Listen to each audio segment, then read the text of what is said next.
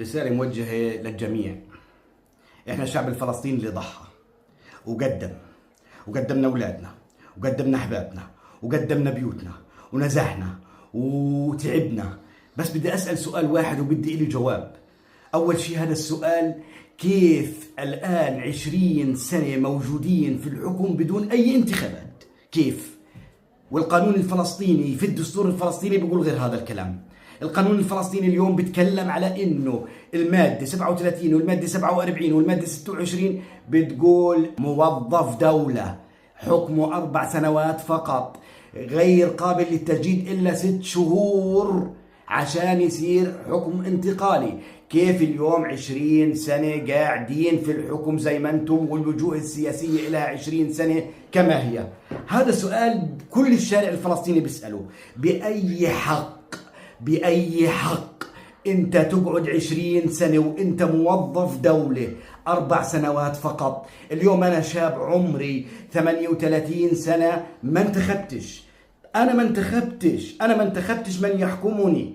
لماذا؟ ما الاسباب؟ هل القانون الفلسطيني شرع لك تقعد في الحكم اكثر من 20 سنة؟ ما شرع لكش القانون الفلسطيني. هي مش ميراث بدك تورثها لابنك، هي مش ميراث الدولة. هذه دولة هي تحت القانون الفلسطيني، وأيضا هذه الدولة هي المرجعية الوحيدة لها الشعب الفلسطيني. نحن نطالب بمجلس تشريعي فلسطيني لا يوجد له أي انتماءات. مجلس تشريعي الانتماء له يكون فلسطيني بدون جماعات وأحزاب. ونريد رئيسا فلسطينيا من الشعب الفلسطيني الذي قدم وضحى من دماء أبنائه. نحن نريد من يستشعر بنا، لا نريد من يجلس في القصور ويحكمنا.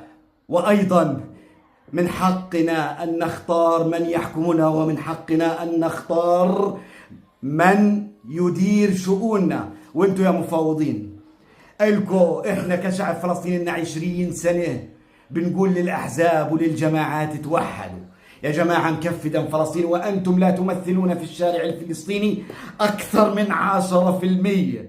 90% من الشعب الفلسطيني لا ينتمي لا جماعات ولا لا أحزاب. ك10% خلص انتم مثلوا ال10% تبعينكم، ونحن كشعب فلسطيني بدنا من يمثلنا بطريقة صحيحة. أنا أتكلم من قلب القهر، من قلب الظلم.